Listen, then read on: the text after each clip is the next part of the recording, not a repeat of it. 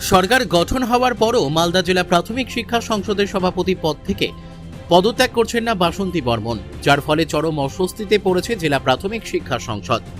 ইতিমধ্যে চেয়ারম্যান বাসন্তী বর্মনের ঘর বন্ধ অবস্থায় পড়ে রয়েছে, ঘরের দরজা লক করা রয়েছে। এমতো অবস্থায় কাজকর্ম লাটে উঠেছে ক্ষুব্ধ জেলা প্রাথমিক শিক্ষা সংসদের স্কুল পরিদর্শক। একাধিক ফাইল জমে গিয়েছে, অনেক শিক্ষকরাই অফিসে এসে ফিরে যাচ্ছে, দপ্তর থেকে ফোন করলে ফোন ধরছেন না বলে অভিযোগ। অভিযোগ শোনার লোক নেই। এই অবস্থায় জেলা স্কুল পরিদর্শক মলয় মণ্ডল কি করবেন তিনি নিজেই বুঝে উঠতে পারছেন না। টেলিফোনে যোগাযোগ করা হলেও চেয়ারম্যানকে পাওয়া যাচ্ছে না। কার্যত অচল অবস্থায় জেলা প্রাথমিক শিক্ষা সংসদ। রাজ্য সরকার পরিবর্তন হওয়ার পর প্রাথমিক শিক্ষা সংসদের চেয়ারম্যান হিসেবে অনেকেই দায়িত্ব থেকে সরে যাচ্ছেন। দেখা যাচ্ছে মালদা জেলার প্রাথমিক শিক্ষা সংসদের চেয়ারম্যান বাসন্তী বর্মন তিনি সরকারি নির্দেশিকা মানছেন না, এখনো পর্যন্ত তিনি তার পদ ধরে রেখেছেন।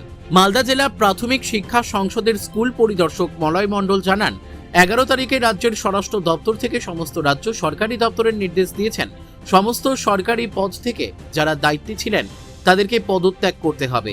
সেই মতো অবস্থায় রাজ্য শিক্ষা দপ্তর জেলার শিক্ষা দপ্তরগুলিকে সে আদেশ পাঠায়। সেক্ষেত্রে মালদা জেলাতেও ডিপিএসসি চেয়ারম্যান তারপর থেকে পদত্যাগ করার কথা বলা হয়, কিন্তু আজও চেয়ারম্যান বাসন্তী বর্মন তার পদ থেকে পদত্যাগ করেননি। তিনি কোনো রকম সহযোগিতা করছেন না, ফোনেও ঠিকমতো পাওয়া যাচ্ছে না। এখনো পর্যন্ত তিনি তার পদে বহাল রয়েছেন, পদত্যাগ করেননি। গত 4 তারিখ থেকে এইভাবেই আমাদের অচল অবস্থা চলছে। প্রচুর ফাইল জমে যাচ্ছে। মালদা জেলাতে 1992টি স্কুল রয়েছে, শিক্ষক শিক্ষিকা সম্মেলন 9085 শিক্ষক শিক্ষিকা রয়েছে, তাদেরও কিছু ফাইল কাজকর্ম আটকে রয়েছে। এই নিয়ে শুরু হয়েছে রাজনৈতিক চাপানোতর। দক্ষিণ মালদা বিজেপির সভাপতি অজয় গাঙ্গুলি জানান, আমরা কাউকে চেয়ার থেকে জোর করে নামাবো না। তৃণমূলের সময় যে চেয়ারে যে বসেছে তার বুদ্ধি সম্মতি হোক, সে নিজে চেয়ার থেকে সরে যাক। মানুষ আজকে আমাদের সরকার এনেছে, মানুষ যদি তাদের কাজ বুঝে না পায় তাহলে মানুষই তাদের চেয়ার থেকে সরিয়ে দেবে। মালদা জেলা তৃণমূল কংগ্রেসের মুখপাত্র শুভময় বসু জানান, আজকে নতুন সরকার এসেছে, তারা তাদের মতন ভাবে পলিসি করছে। সেখানে যে কেউ জায়গায় দখল করে রয়েছে সে জায়গা থেকে পদত্যাগ করছে না, তার সেটা শিষ্টাচারের পরিচয়। কেন তিনি এখনো চেয়ার দখল করে বসে আছেন আমি বুঝে উঠতে পারছি না। তাহলে এখন প্রশ্ন উঠছে, কেনই বা কি কারণে ডিপিএসসি চেয়ারম্যান বাসন্তী বর্মন এখনো তার চেয়ার আটকে রেখেছেন? কেনই বা তিনি পদত্যাগ করছেন না? এর পেছনে কি স্বার্থ জড়িয়ে রয়েছে? সেটাই এখন প্রশ্ন হয়ে উঠেছে জেলার শিক্ষক শিক্ষিকা মহলে। আমাদের রাজ্য সভাপতি যা বলেছেন সেটাই আমরা অক্ষরে অক্ষরে পালন করব। আমরা কাউকে চেয়ার থেকে জোর করে ধরে নামাবো না।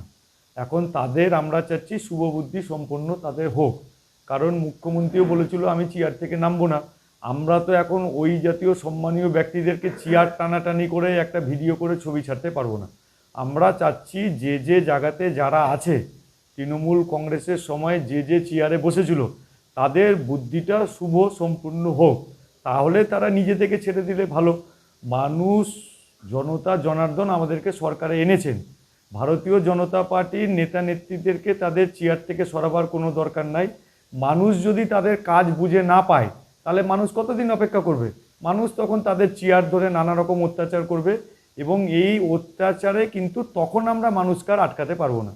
সেই জন্য যারা এখনও তাদের চেয়ারটাকে তাদের চেয়ার ভাবছেন তাদের আমরা চাচ্ছি যে মাথা ঠান্ডা করে চিন্তা ভাবনা করা হোক যে এটা সরকারি চেয়ার, এবং এই সরকারি চেয়ারে তারা যতদিন বসে থাকবেন ততদিন মানুষ বঞ্চিত হবে সরকারি কাজ থেকে, এবং এইটা যত তাড়াতাড়ি তারা বুঝবেন ততই তাদের মঙ্গল।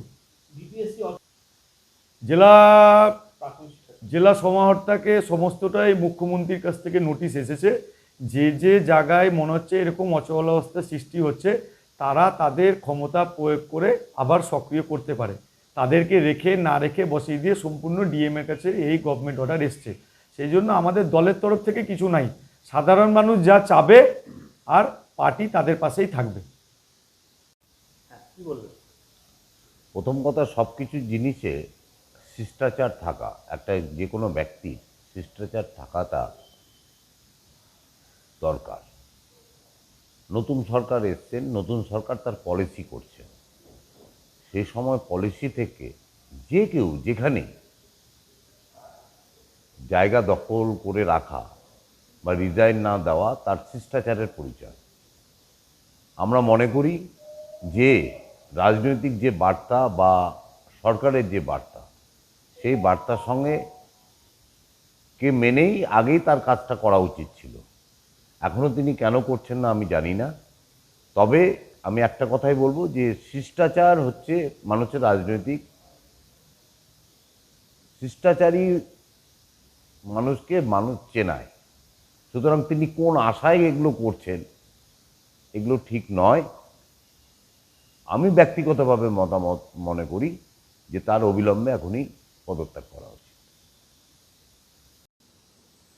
অর্ডার বলতে আমাদের ডিপিএসসির রেসপেক্টে আমরা যেটা জানি যে গত 11/5/2026-এ হোম অ্যান্ড হিল অ্যাফেয়ার্স অর্থাৎ স্বরাষ্ট্র দপ্তর থেকে একটা নির্দেশিকা জারি করেছেন, যেটা হচ্ছে যে যেখানে বলা হয়েছে যে সমস্ত বোর্ড বা এই ধরনের কাউন্সিল যেগুলো আছে তার চেয়ারম্যান, বোর্ড অফ ডিরেক্টরসের মেম্বার যারা নমিনেটেড ছিলেন তাদেরকে টার্মিনেট করার প্রসেস শুরু হলো এবং সেই অর্ডারটি আমাদেরকে ফরওয়ার্ড করেছেন আমার স্কুল এডুকেশন ডিপার্টমেন্টের স্পেশাল সেক্রেটারি।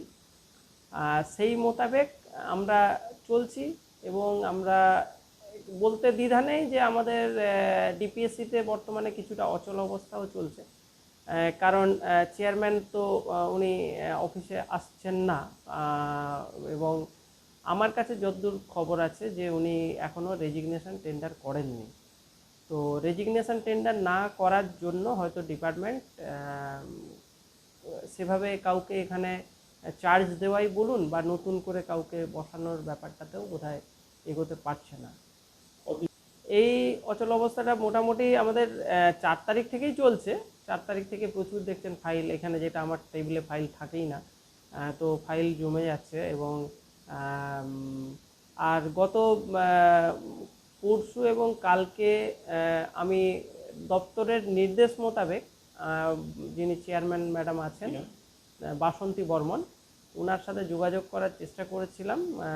তো বেশ কয়েকবার ফোন করার পরে উনি ফোন রিসিভ করেছেন, বেশ কয়েকবার করার পরে ব্যর্থ হওয়ার পরে উনি করেছেন, যাই হোক ধরেছেন ফোনটা, এবং ওনাকে আমি দপ্তরের যে বার্তা যেটা আমাকে বলা হয়েছিল যে ওনাকে রেজিগনেশন ইমিডিয়েটলি টেন্ডার করার জন্য বার্তাটা পাঠিয়ে দিতে, যেহেতু উনি হয়তো ওনাদের যে দপ্তরের সাথেও যোগাযোগটা রাখছেন না, সেই জন্য আমি চেষ্টা করেছি ওনাকে জানিয়ে দেওয়ার এবং জানিয়েওছি।